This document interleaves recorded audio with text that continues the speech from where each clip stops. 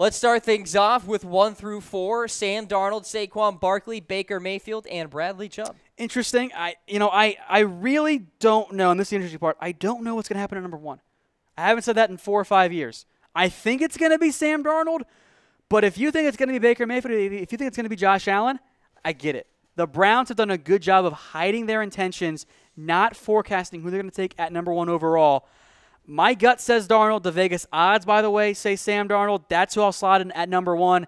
Maybe in 4 hours we get a report from Schefter, or maybe before the draft we get a report from Schefter or somebody. It really is unclear, and that's going to make for some great drama, but I think it's going to be Sam Darnold. I just don't know for sure. At number 2, I think it'll be Barkley unless Darnold's on the board.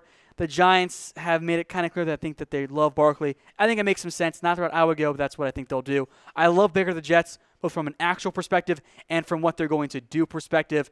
Sign me up for Big Apple Baker Cam. And then Chubb at 4, I think it's a great fit.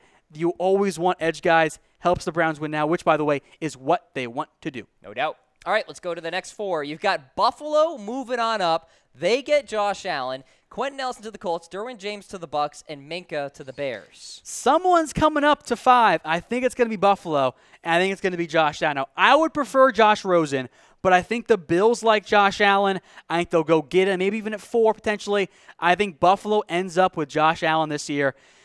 And we'll see how it turns out, Cam. Yes. Nelson at 6, I like. If he doesn't go 6, maybe it's Roquan at 6. I think he goes 8 to the Bears. Either way, getting a hell of a player right there. I think Derwin at 7 makes a ton of sense. Maybe a team like the Packers leapfrog the Bucs to get him. But I think if he's on the board, I think Derwin is the pick at 7. Minkah at 8 is probably my least favorite pick of these first 8 because I just don't have a great feel for what the Bears will do if they can't get Quenton Nelson. Maybe it's a linebacker, maybe it's an edge guy, but they want impact players. I think of the guys left, Minkah might be the closest thing to that true impact guy because he can do so much for you. All right, let's go to the next 4 on the list here. We've got Tremaine Edmunds to the 49ers. Addresses a need there. You got Roquan Smith to the Raiders. He's been a popular one.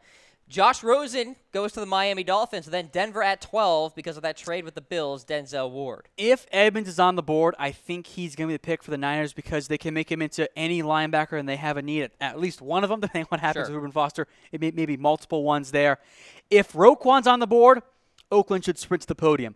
I'm not sure he's going to be. If he goes 6, Oakland could trade down. They could take a guy like Denzel Ward. They could make a surprise offensive tackle pick as well. So keep an eye out for the Oakland at 10. They're in an interesting spot. Miami, frankly, could move up for Rosen. I wouldn't rule that out. I feel more and more buzz and gut feeling that maybe the Dolphins do go quarterback and they sit him for a year. They do something with Tannehill. So keep an eye on the Dolphins at 11. If Rosen's on the board, if he slides that far, I think it makes some sense. And then Denver, I think, could go Ward at 12. They trade down, they still get him, and they kind of completes that trio at cornerback with Talib, or not with Talib gone, with Roby, Harris Jr., and Denzel Ward. And by the way, James Ellis in the comments section saying that the Bills already have their starter. It's Nathan Peterman, Tom. He threw in a ha-ha. He's kidding. So thank you, James. I like that. I like that. I got confused once on Twitter because someone said, what about Nathan Peterman? I thought he was being serious. Oh, Lord. He was kidding, so. We hope. Sarcasm font. Thank you, everyone. All right, let's go along here with the rankings and the projections. We've got Vita Vea going to the Washington Redskins, Josh Jackson to the Packers, Calvin Ridley to the Cards, Mike McGlinchey to the Baltimore Ravens. I love the Vita Vea fit. I think he goes in the top 15 picks, top 16 picks. A whole run pick for the Redskins because they need a good run stuffer, and Vea can rush the passer too. Jackson is a guy to monitor if Green Bay does not trade up. I think he's the type of guy the Packers want. I think they're going to go secondary over edge, but I would actually go Harold Landry myself.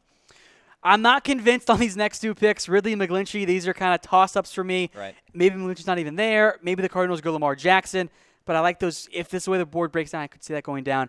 But I'm not super confident in those 2 picks there. 17 through 20, Lamar Jackson, Marcus Davenport, Leighton Vander Esch, and Harold Landry. I don't really know what to do with the Chargers because I never know what to do with LA. They lie. They go with surprise picks. So I slotted Lamar Jackson. I think he goes between 15 and number 21. So right in the middle there. I like the fit of Lamar and the Chargers. Davenport, I think he goes top 20 for sure, but maybe Seattle trades down. And if I'm Seattle with no second, no third, I do try and trade down. I did not project one though, but I think Davenport would be a good fit if they stand pat because if I know Seattle, they have a big need at offensive line. So naturally, they will not take one because they just don't value it for Seattle. some reason. It's classic Seattle. Leighton Vander Esch, if he's on the board, I do think Dallas picks him. Now, maybe a team like the Patriots or Steelers or Chargers Titans trade up to go get Vander Esch at 18. But if he's there at 19, I'm sorry, Cowboys fans. I think he goes number 19 overall to the Cowboys. Okay. And then Landry at 20, a great steal.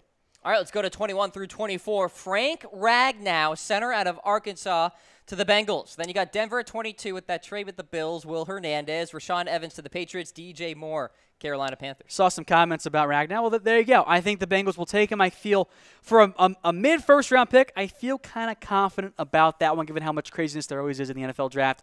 Hernandez, a great pick for either Denver or Buffalo. If they don't trade that pick, I could still see him taking Hernandez, actually. Evans, great fit for the Patriots. DJ Moore, the Panthers like him quite a bit. If it's not DJ Moore, I think it might end up being a defensive back. But historically, Carolina has not valued that position as much as maybe they should. All right, 25 through 28 we go. We've got Tennessee and Josh Sweat. The Falcons and Taven Bryan. New Orleans gets Daron Payne. And Pittsburgh grabs Darius Geis. I will be honest with everyone watching. I am just kind of slotting a little bit here. Yeah. I'm trying to find guys that are going to go in round one. Didn't find an early enough spot for them, so I found a spot for them in the latter half of the first round. This is prime slotting territory. That's the best way to get the most accurate mock drafts, which it's why it's 12th in the world last year again. Josh Sweat, if the Titans can't get a linebacker, I think he makes sense. Bryan might be the pick for the Falcons anyway. Daron Payne I like a lot for the Saints or the Falcons. Darius Geis. There's no linebacker. I don't know what Pittsburgh's going to do. Maybe they do want to move on from Lev Bell after this year. And if that's the case, Darius Geis is much, much better than James Conner. He'll go in round one. I found him a spot. All right, and then finally, we've got Isaiah Wynn to the Jaguars, Maurice Hurst to the Vikings, Colton Miller to the Patriots, and Jair Alexander to the Eagles. I think Wynn goes round one. If he does, Jacksonville makes sense. So I think Hernandez might be a better fit for them, but he's off the board. Hurst could not go in the first round at all, depending on how teams view his heart condition.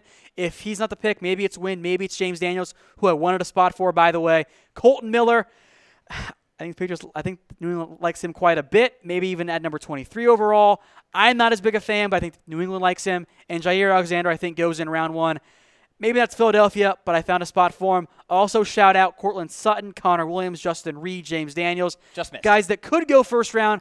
I just couldn't find a spot for you, and I'm sorry. Would not be surprised if those were first-round picks as well. All right, there you go. The final 2018 NFL mock draft here on Chat Sports. We'll be back here tomorrow night, Tom, 8 o'clock Eastern time for round one, baby. Oh, and we'll be here for round two, Ooh. and round three, and round 4, and round 5, and round 6, and round 7. Every pick will have analysis here for you live on Facebook and on YouTube as well. Many thanks to Autolist. Head on to Autolist.com. Get that car shopping done right now. Fantastic array of products, new and used cars out there. So once again, Autolist.com.